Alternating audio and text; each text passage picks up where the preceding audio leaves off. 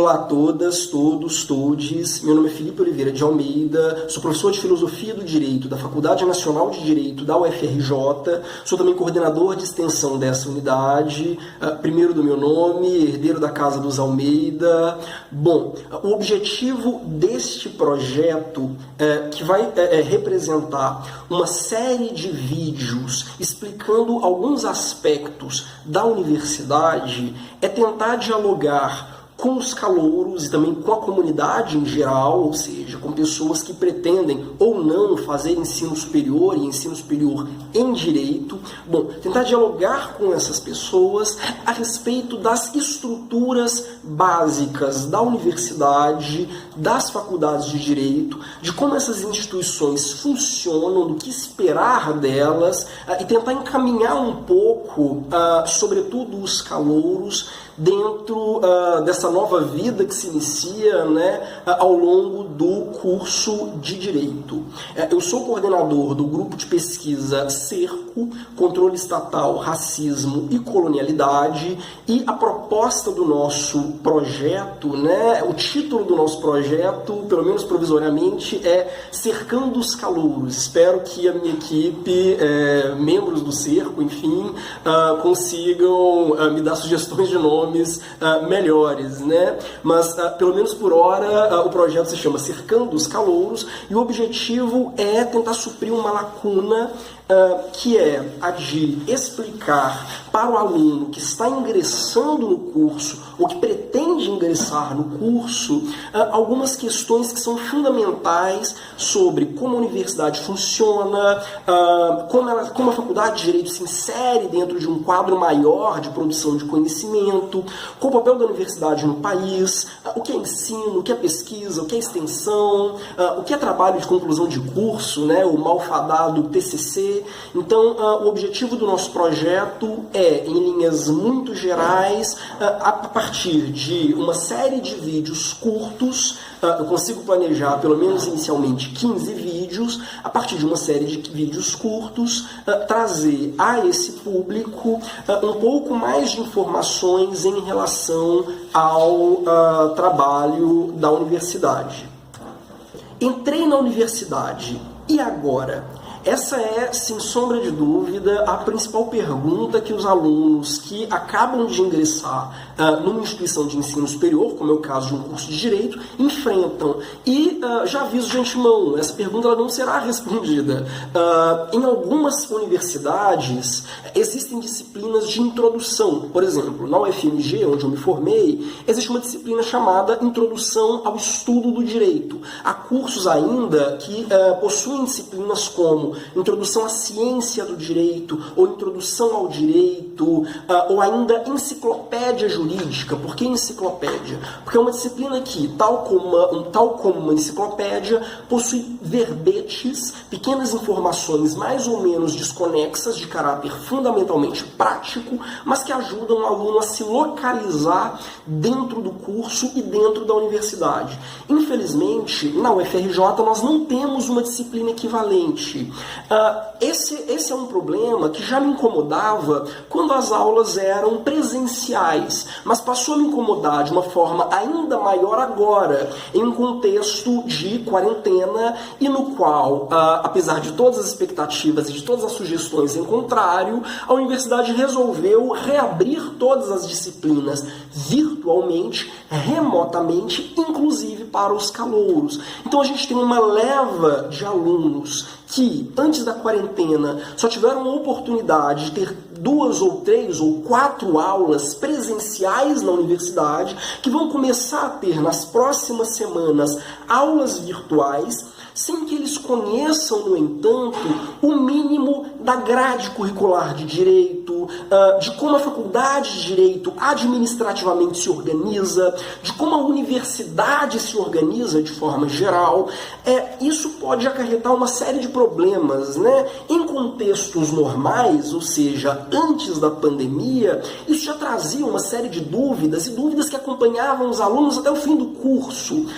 Eu me lembro muito bem de um episódio no qual eu estava na minha graduação, né? E uma das minhas colegas, a gente já estava no 5º ou no 6º período, passeando pela faculdade e de repente se deparou com uma porta.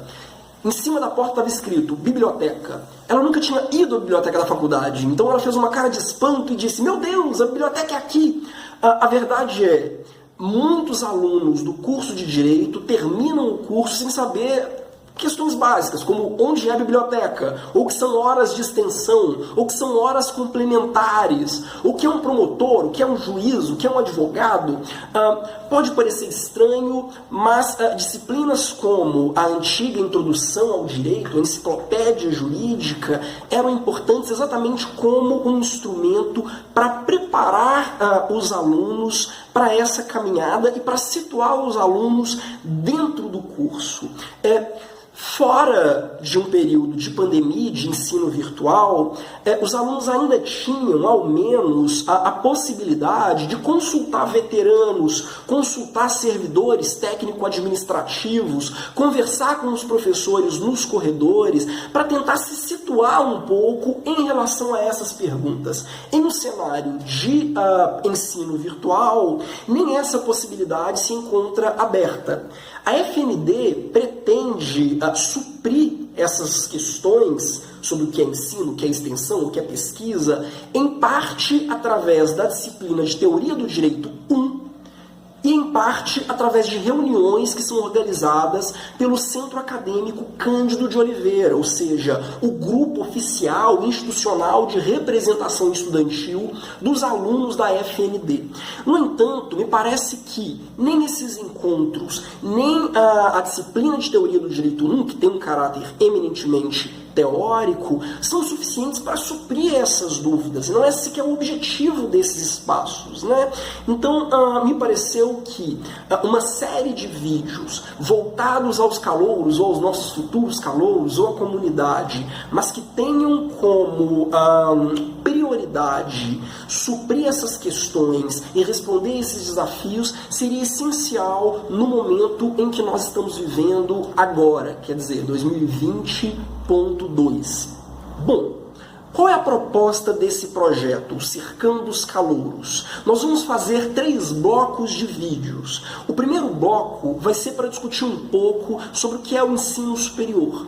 Nós vamos ter alguns vídeos curtos sobre o que é a pesquisa, o que é a extensão, o que é o TCC, o trabalho de conclusão de curso, o que é pós-graduação e por aí vai. Depois vamos ter alguns vídeos também muito curtos para falar sobre os ramos do direito, as fontes do direito, a estrutura do ensino jurídico. E por fim, um terceiro e último bloco de vídeos no qual os alunos que trabalham hoje no cerco vão tentar apresentar dentro de uma linguagem acessível, dentro de uma linguagem voltada para pessoas que não são do meio, tentar explicar para elas as pesquisas que eles próprios têm conduzido dentro do nosso grupo. Bom, eu espero, depois desse arco, desses 3 vídeos, que vocês sejam capazes de responder a 2 questões fundamentais. A primeira, o que esperar da universidade de forma geral? E a segunda, o que esperar da graduação em Direito?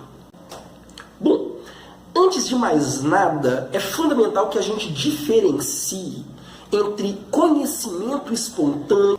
Bom, antes de mais nada, é fundamental que a gente diferencie entre conhecimento espontâneo e conhecimento sistematizado. É isso que vai entender, isso que vai nos ajudar a entender o papel que uma universidade, sobretudo uma universidade pública, exerce na sociedade de forma geral.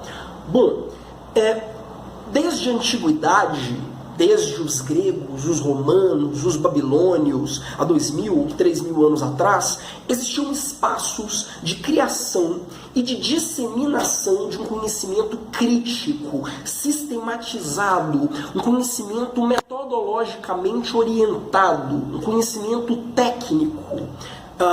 São, por exemplo, o caso da Academia de Platão, do Liceu de Aristóteles, e por aí vai.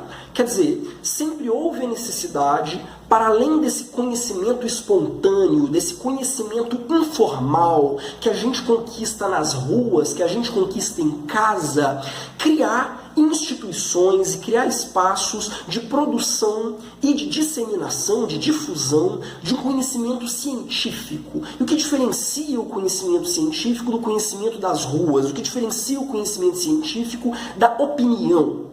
O conhecimento científico, diferentemente da opinião, é um conhecimento metodologicamente orientado, rigidamente controlado, um conhecimento que tem os seus pressupostos permanentemente avaliados, analisados e criticados. Então, essas instituições existem desde que o mundo é mundo, em diversas sociedades na África, na Ásia, na Europa, enfim, no planeta inteiro, criam instituições voltadas a produzir um conhecimento dessa natureza. Porém, a universidade, tal como a gente a compreende hoje, só começou a existir na Idade Média, nos séculos XI e XII. A universidade é dividida entre professores e alunos, organizada em espaços formais, a sala de aula, no qual o grupo de alunos precisa fazer um curso, precisa passar por um percurso que é organizado em níveis, ou semestres, ou disciplinas, no qual eu preciso me formar em uma disciplina para seguir para a próxima. A estrutura que a gente conhece hoje da universidade remonta à Idade Média, quer dizer, ela nasce na Idade Média. Algumas das principais universidades do mundo ainda hoje, algumas das universidades mais influentes e importantes do mundo ainda hoje, como Bolonha, Oxford, a Sorbonne, a Universidade de Paris, são universidades surgidas nos séculos XI e XII. Bom, por que isso é importante? Por que esse apanhado é importante? Porque a gente precisa lembrar sempre, ao entrar no espaço universitário, que várias das características das universidades, inclusive das universidades brasileiras contemporâneas, são características que vêm desde a Idade Média. Se vocês assistirem, por exemplo, a uma cerimônia de colação de grau, ou a uma cerimônia de defesa de dissertação, ou defesa de doutorado, vocês vão ver que até nas roupas, as becas, com aquela roupa que parece um vestido e aquele chapeuzinho, até nas roupas a universidade ela tem um ranço, ou ela tem uma certa herança medieval. E isso se replica também na maneira como a universidade se estrutura. A estrutura da universidade é ainda uma estrutura profundamente marcada por essa influência da Idade Média. Bom, dito isso, a gente precisa entender um pouco sobre o surgimento da universidade no Brasil. Quer dizer, como é que essas instituições de ensino superior aparecem no Brasil? É importante salientar que desde o período colonial, ou seja, desde que portugueses e espanhóis começaram a invadir o continente americano, do norte e do sul, desde esse momento começaram a surgir universidades no Novo Mundo. Algumas das mais antigas são a Universidade de San Marcos, no Peru, e também a Universidade Nacional Autônoma do México. As duas surgiram ainda no século XVI. No Brasil, especificamente, isso não acontece. Não existem universidades no Brasil até o século XX.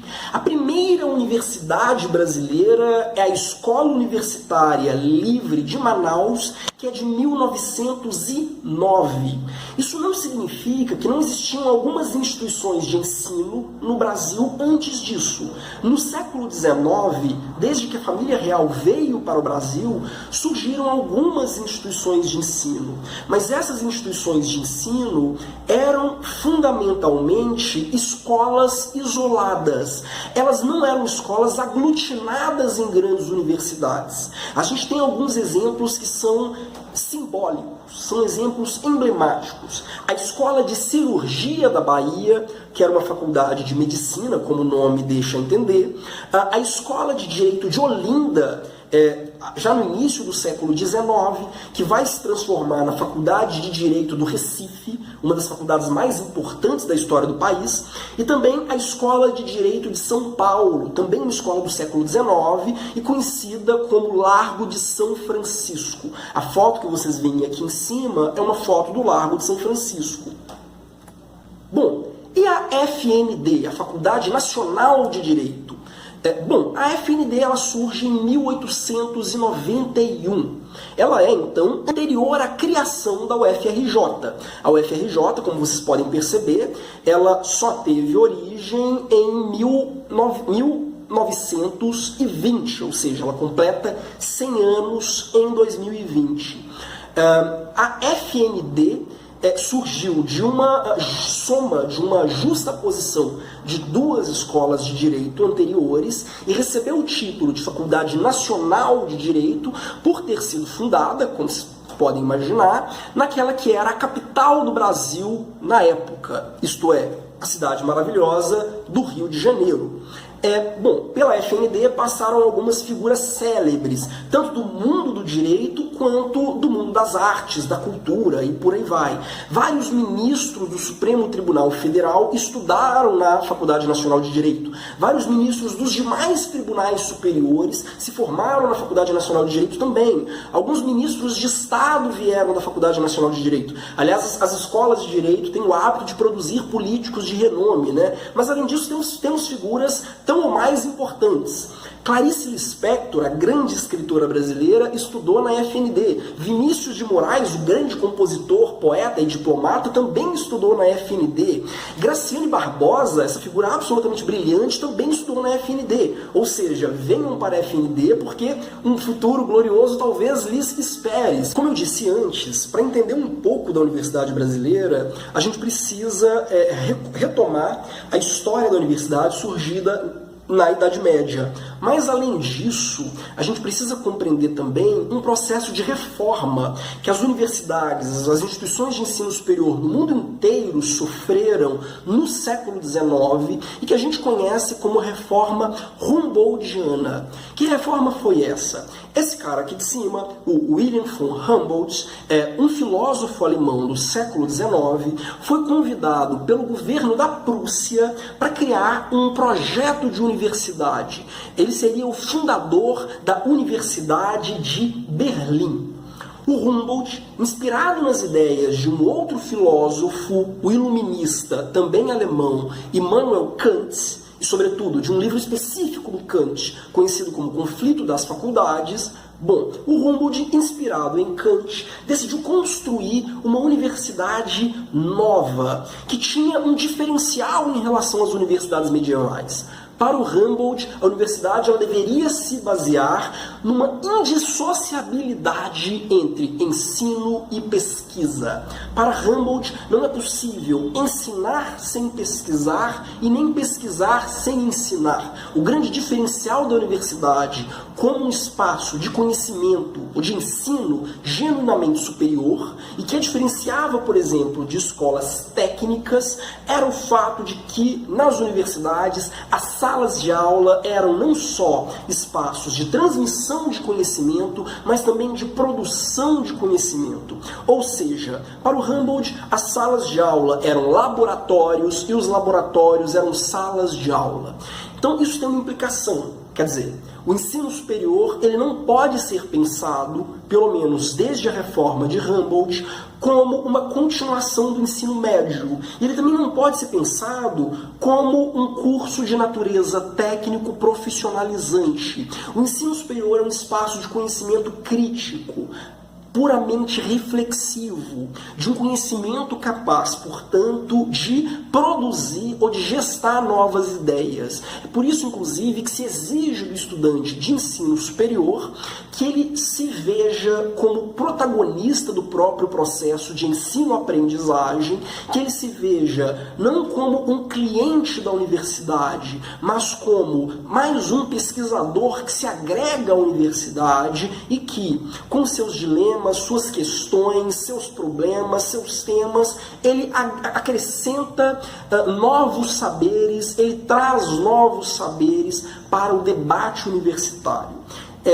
essa foi a dinâmica, né, a estrutura que o Humboldt pensou para a Universidade de Berlim e que acabou sendo adotada por universidades no mundo inteiro, inclusive as universidades brasileiras, como a gente vai ver, inclusive vai ver mais a fundo nos nossos próximos vídeos sobre ensino, pesquisa e extensão. A partir do que eu já expus, a gente pode começar a fazer um painel ou um mapa da situação das universidades no Brasil. Antes de mais nada, o Brasil ele possui aproximadamente 2.150 instituições de ensino superior, privadas ou públicas. As universidades privadas elas podem ser confessionais, quer dizer, religiosas, como as PUCs, as Pontifícias Universidades Católicas. Elas podem ser também universidades com fins lucrativos, vinculadas a empresas. É a questão, por exemplo, do Croton, uma das principais empresas de ensino privado do país, e por aí vai.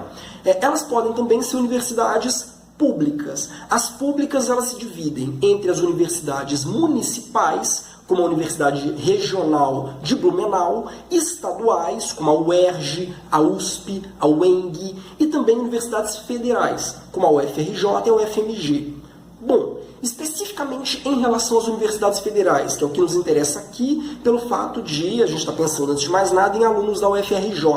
Bom, as universidades federais, tradicionalmente, se organizam como autarquias. O que é uma autarquia? Quando vocês forem estudar direito administrativo, vocês verão isso. Uma autarquia é um ente, quer dizer, uma organização criada por lei. É preciso uma lei para criar a UFMG, a UFRJ, a UFSC.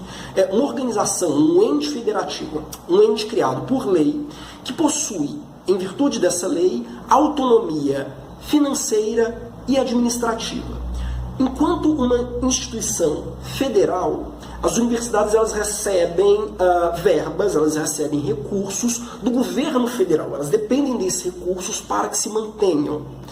Por outro lado, sendo elas autarquias, elas são independentes do governo. Então o governo ele não pode ingerir nem sobre a estrutura burocrática, a estrutura de funcionamento da universidade, e nem sobre o conteúdo que é ministrado nas salas de aula. O presidente, por exemplo, não pode determinar, ele não pode influenciar no conteúdo, nas matérias que são dadas, digamos, no curso de Filosofia do Direito da FND.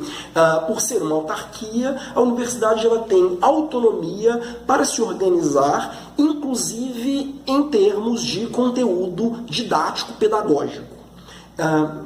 Como é que essas universidades, como autarquias, se estruturam? Toda universidade federal possui uma reitoria que é composta pelo reitor. O reitor ele é indicado pela presidência, mas ele é indicado a partir de uma lista prévia eleita pelos membros, né, professores, alunos e servidores técnico-administrativos que compõem a universidade, e além do reitor, nós temos pró-reitores indicados pelo reitor. Cada universidade cria a quantidade de pró-reitorias que ela entender necessária para enfrentar os assuntos administrativos da universidade. Então, assim como o presidente tem os seus ministros, né, tem o seu ministério, a universidade ela tem o seu reitor e os seus pró-reitores que lhe assessoram, né? Na Universidade do Rio de Janeiro, por exemplo, nós temos uma pró-reitoria de extensão, uma pró-reitoria de graduação, uma pró-reitoria de políticas estudantis, uma pró-reitoria de pesquisa e pós-graduação, e por aí vai. O reitor não é, de fato, a instância máxima de deliberação da universidade. O reitor ele se encontra subordinado aos conselhos que a universidade possui, e que são os conselhos que definem a condução da universidade como um todo. Eles criam as normas, os ordenamentos, os regimentos que definem a vida da universidade. Por exemplo, um professor ou um estudante não podem sofrer um processo administrativo disciplinar a não ser a partir de critérios estabelecidos pelo pelos conselhos superiores, né? No caso da UFRJ, a gente tem o CONSUNE, o Conselho Universitário, e o Conselho de Curadores. Da mesma forma, eu não posso, por exemplo, fazer uma reforma substancial num prédio da universidade sem que isso passe pelos conselhos superiores. O que o pró-reitor faz é, antes de mais nada, executar deliberações dadas pelos conselhos superiores. Mas o pró-reitor também é aquele que preside as reuniões desses conselhos. Então ele que agenda essas reuniões, ele tem eventualmente o voto de Minerva, ou seja, caso num tema importante a reunião termine em empate, é o voto do reitor que decide, e por aí vai. São esses conselhos que determinam a vida da universidade como um todo. Então, se você tem algum problema grave a ser resolvido, algum problema administrativo grave a ser resolvido na universidade, e ele passa por todas as instâncias de decisão, fatalmente ele chegará aos conselhos superiores e ao conselho universitário. Bom, no caso da UFRJ, tanto o gabinete do reitor e dos pró-reitores, quanto o espaço de reunião dos conselhos universitários, ele fica na cidade universitária, que enfim, o gabinete do reitor está aqui em cima, né, esse prédio que eu estou mostrando aqui em cima, ele fica na cidade universitária, no fundão, que fica na entrada da cidade do Rio de Janeiro, bem próxima da favela da Maré, e é o principal campi, ou seja, quer dizer, o principal campus dentre os campi da UFRJ. Mas a UFRJ tem diversos campi, ou seja, tem um campus em Macaé, tem um campus na Praia Vermelha, onde fica o CCJE, o Centro de Ciências Jurídicas e Econômicas, e por aí vai. Bom, cada um dos cursos, como o curso de Direito, o curso de Administração, o curso de Economia, o curso de Relações Internacionais, enfim, cada um dos cursos, eles se organizam, eles se aglutinam, eles se somam a um centro. Então, o diretor da Faculdade de Direito, ele se encontra subordinado a um centro, que é o Centro de Ciências Jurídicas e Econômicas, assim como os diretores das outras unidades que compõem esse centro. A Faculdade de Direito não está junto dos outros cursos do Centro de Ciências Jurídicas e Econômicas, ou seja, o CCJE. Os cursos do CCJE estão na Praia Vermelha, que fica na Urca, próxima do Pão de Açúcar, e a Faculdade de Direito, por outro lado, ela fica no centro histórico da cidade do Rio de Janeiro, em frente ao Largo do São Francisco, em frente ao Campo de Santana, né? O Campo de Santana, que é a praça célebre onde foi declamada a Proclamação da República. E como se estrutura, então, a Faculdade de Direito? Como é que a Faculdade de Direito se organiza? Como eu disse, todas as unidades, todos os cursos da UFRJ têm um diretor. Todas as unidades têm um diretor que se encontra, como eu disse, subordinado ao Centro de Ciências Jurídicas, que por sua vez está subordinado à reitoria. Então, cada uma dessas unidades tem um diretor. Esse diretor e um vice-diretor também, né? A direção, ela cria, da mesma forma que o reitor, né? Ela cria instituições, ela cria braços, digamos, para assessorá-los. E no caso da FND, da Faculdade de Direito, a gente tem as coordenações. Essas coordenações, que estão subordinadas à direção, elas se dividem em coordenação de pesquisa, coordenação de extensão, no caso eu estou coordenador de extensão da FND, nós temos a coordenação de monografia, temos também o setor de convênios e relações internacionais e interinstitucionais, que é o SCRID. Então, assuntos específicos relacionados a cada uma dessas áreas devem ser encaminhados para os seus respectivos coordenadores e, caso os alunos não encontrem solução, vão ser encaminhados para a direção. Também a direção se encontra, assim como o diretor está subordinado ao conselho universitário, a direção se encontra subordinada à congregação, que é uma espécie de grande conselho composto também por servidores técnico-administrativos, representantes dos professores e representantes dos alunos, que decide as questões fundamentais da universidade. Por exemplo, é o conselho universitário que determina a alteração na nossa grade curricular. Ele determina o uso dos espaços da faculdade e por aí vai. Bom, além disso, a Faculdade Nacional de Direito ela tem o Núcleo de Prática Jurídica, que é um espaço vinculado à faculdade, uma divisão vinculada à faculdade, que presta assessoria jurídica para pessoas carentes. Bom, o núcleo ele também possui uma relativa autonomia, ele tem uma chefia própria subordinada à direção, e além disso, a faculdade tem os seus departamentos. A Faculdade de Direito ela tem 4 departamentos: o de Teoria do Direito, o de Direito do Estado, o de Direito Civil e o de Direito Social e Econômico. Os professores, quando prestam concurso para a faculdade, prestam para um departamento específico. São os departamentos que montam as bancas de concurso, são os departamentos que criam o programa de aulas de cada disciplina, são os departamentos que fazem a distribuição de encargos entre os professores para definir quais professores vão lecionar em qual horário e por aí vai. Bom, a Faculdade Nacional de Direito especificamente, ela oferece tanto cursos de graduação quanto um curso de pós-graduação. Aí vale a pena fazer um breve adendo sobre o funcionamento dos cursos de pós-graduação, né? No Brasil como um todo, né? As universidades brasileiras elas podem ter tanto cursos de pós-graduação lato sensu, que é o que a gente chama de especialização, que são cursos voltados para capacitação profissional, e também cursos de pós-graduação estrito sensu, ou seja, em sentido estrito, que são cursos para a formação de professores e pesquisadores da área. No caso, no Brasil, os cursos de pós-graduação estrito sensu se dividem em mestrado, em geral feito em 2 anos ou 2 anos e meio, e doutorado, em geral feito em 4 anos. Tanto o curso de mestrado quanto o curso de doutorado, ele é concluído pela produção e pela defesa de um livro. No caso do curso de mestrado, o livro se chama dissertação. No caso de um curso de doutorado, o livro se chama tese.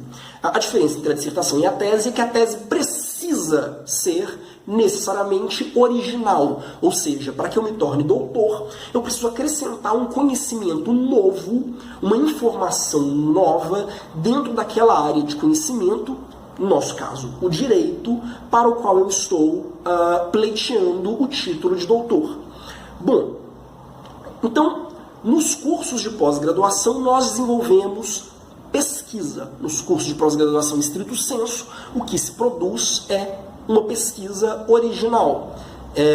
Bom, várias faculdades, como eu disse, possuem não só cursos de graduação, como cursos de pós-graduação. É o caso da UFRJ, que tem vários cursos de pós-graduação em cada uma das suas unidades, inclusive na unidade que compõe a Faculdade de Direito. Então, há os alunos de graduação em Direito e os alunos de pós-graduação em Direito na FND, na gloriosa Nacional. Existe, claro, uma relação entre esses cursos de graduação e pós-graduação. Tanto porque muitos professores que estão na pós-graduação também lecionam na graduação, assim como muitos alunos que estão na pós-graduação também lecionam na graduação, quanto também porque os grupos criados na pós-graduação, os grupos de pesquisa criados na pós-graduação, frequentemente contam com a participação também de alunos de graduação. Bom, hoje no Brasil é cada vez mais raro encontrar concursos, sobretudo concursos em universidades públicas federais, concursos que não exijam o título de doutor. Hoje é praticamente obrigatório que um professor, para prestar concurso numa universidade pública federal, como na FND, tenha o título de doutor. São poucas as áreas que, em virtude da ausência de doutores, permitem que o concurso exija apenas o título de mestre. Por que isso é importante? Porque então boa parte dos professores da FND são doutores, ou pelo menos estão se doutorando. Dentre os professores substitutos, há ainda uma proporção maior de professores que estão fazendo doutorado, que concluíram o mestrado e estão fazendo doutorado. Mas é uma faculdade que tem o seu corpo docente majoritariamente composto por professores doutores. Uma última observação para a gente fazer é que, na verdade, não existe pós-doutor. Existem estágios ou residências pós-doutorais, ou seja, eu posso concluir a minha tese, defender a minha tese, me tornar doutor e, eventualmente, depois disso, eu faço pesquisas depois do doutorado, pesquisas pós-doutorais em outras instituições. Posso até receber uma bolsa para isso, mas isso não faz de mim um pós-doutor. O título de pós-doutor não existe. Doutor é o último título dado em qualquer universidade do mundo.